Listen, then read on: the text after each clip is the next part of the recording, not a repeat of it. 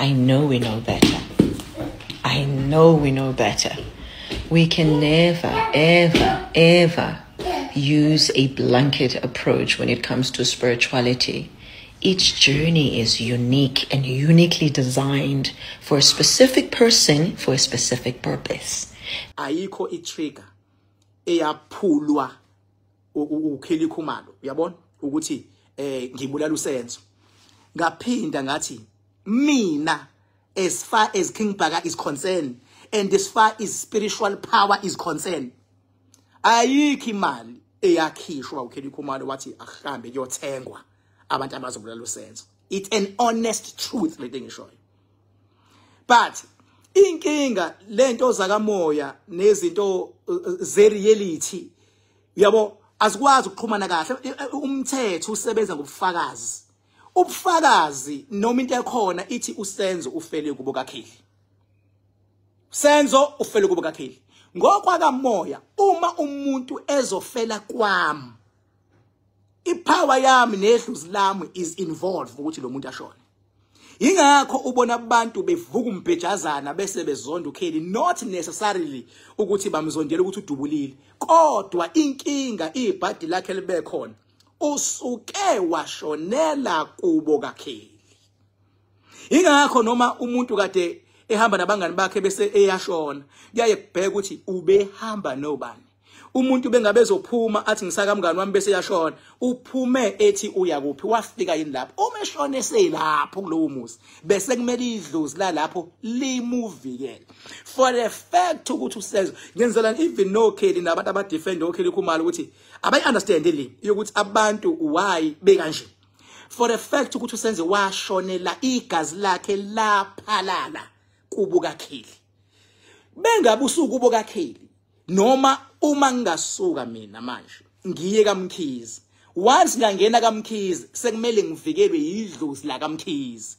Uma ngingakhuleka umuntu ngaphandle ngeke athi nina bokhabazela nonzama, cha, uzothi nina bokhabazela siyakhuleka. Mase kuphuma nami kuunzama ngithi hawu ninjani, kodwa ngeke ngisasho ukuthi hayi kodwa mina ngunzama nje. Shuthi njengoba ngisila sikhavwe yidlozi la kaMkhize. Usenzo bengabe esekaKelly Khumalo ukhavwe idlozi la kaKelly Khumalo. Yini eyenze ukuthi idlozi la kaKelly Khumalo ligcine lihluleka ukumvikela usenzo kunoma yini eyenzekile ngaphakathi endlini? Into edale ukuthi lihluleke ilento engihlali ngisho leyo umsindo. Ngoba ngelinye ilanga kuzongabe usenzo kuzoba uwe lapha ekhaya, wena unkosikazi wakho nenomsindo, uthi uyaphuma nje ndoda ngemoto uvela ushawa abantu esangweni, uthi uzongena kwakho udutshula abantu esangweni because kunomsindo la ngaphakathi. Once kwaba nomsindo amongst abantu abawu2 ongalawuleki, angiphathi umsindo mozo escalator uzogcina uinvolve nama families. Thothi ifamily yakandoda isupport indoda yakamfazi nomfazi, bese uyasuka wena ifamily yakho ingazwani nabantu balawo, wena uyakongena lapha bavilithi moya lapho awuthi sibambe ingane yabo ngoba abantu bakuba abasifuni. Leonto, it is what it is, mafethu. So unfortunately bambala abantu abangayi understand kule level engichaza yona because ngizama ukunyuka ngespirituality because khona ngifuna ukuba balance abantu la, yabo. So since ke fele kubo kaKelly la ngamvikela idlozi la kaKelly usenzo, sekumele lenzeni ke manje idlozi la kaKelly noma idlozi la kaKelly noma into kaKelly eyamandla akhe sekumele ivikele uKelly ke manje. Njengoba inamandla wokuvikela uKelly ukuthi igama lakhe lingagcini lidregeka and limvikela vikeleke, lento isho ukuthini? Isho ukuthi ethu uKelly nosenzo babezwana kahle, umndeni wakasenzo nokaKelly wawuzwana kahle. Shuthi idlozi laKelly lalizokwazi ukumvikela usenzo uma engaphakathi lana. Uma engaphakathi la bafethu, lento I wish ukuthi ni understand ngokwakamoya manje because idinga abantu abazoyiqonda ngokwakamoya bese bejula bese beyathandaza futhi bese yanqotshwa yonke lento.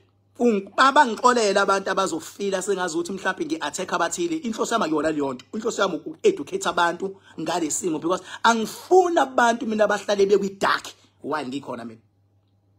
I can't keep you on a darkness while I'm still alive. Yabo. So njengamanje ayikho ngizophinda futhi into eyenze kwenze kumonakalo loyo ingxabano ebithinta labantu abawu2 ingxabano eyagcina ithinta ama families then idlozi lalomntwana lagcina lingamvikeli lo mntwana kunoma yini eyenzeke ngaphakathi endlini. Ngithi angizwa ngithini kwakungenzeka noma yini wayengahlatshwa isipikili usenzo lapha ya luvele libona unyawo angaphinda asindi. Uyabona wayengaxabana aphushe umuntu avela wephansi avela ashone ngokuphushwa nje kuphela. Kwakungangeni igebengu kwakungangeni umuntu. Angithi uyabona ngiyazama ukugeneralize as much as I can, but I can't deny the fact that mina spiritually ngiyabona kwenzekalani lapha yana. Kwakungajika umuntu ola endlini angajika umuntu ola endlini axabane naye mase ngena umuntu ngaphandle naye enenhloso zakhe. Kwangenzeka noma yini bafethu kule case le, kodwa noma yini eyenzakalayo idlozi la kulomuzi ilona elimiyekelelayo le. Ingakho noma eshona igazi lakhe liphalala la endlini, igazi lakhe licleana la endlini and alibi liningi igazi ekusuke kunemimoya that is involved, because imimoya mayikushaya bese thatha igazi lakho izama ukukuthwebula ukuthi ungasuki la uhlale la khona izokwazi ukulawula sonke isimo. Yabo, so inkinga la esifike yaba khona ikuphi la ipower njenganami kuking phakathi ngine power and ipower yami mina ipower enkulu bezwa ngi level 7. So untombazane lo yanayi ufola under abantu abalipower. Kade ngichecka even level ipower yakhe inkulu, kodwa ipower yakhe eyokumsiza uma ebhekene nezimpi mayisiyamsiza emculweni ngoba ucula kahle.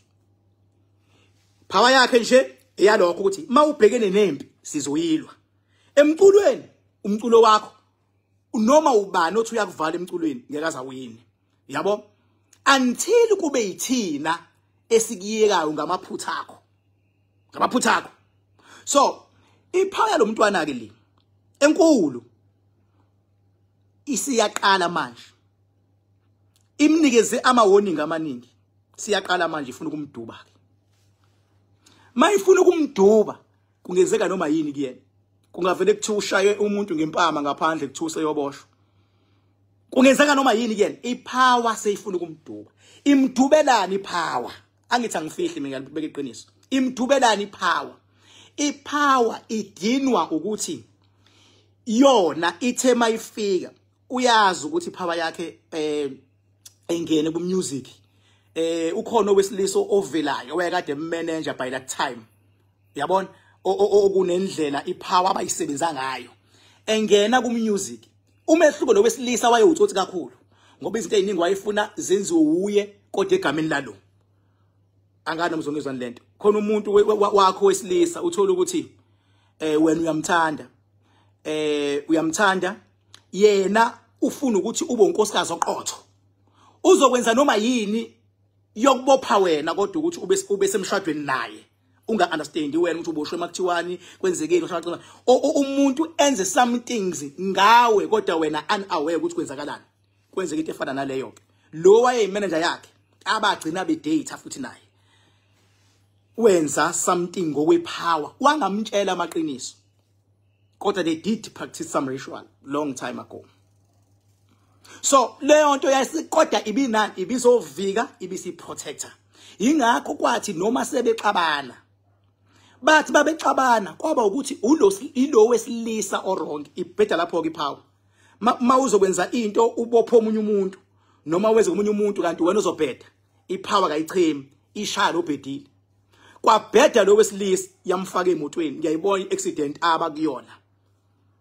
Ngaleso sikhathi kuyena ekade wrong attacker lo. Uma kuwena oattackayo uyashayeka. So ithema ikhula le power yalo ntombazana, the more ekhula yena nayo iyakhula.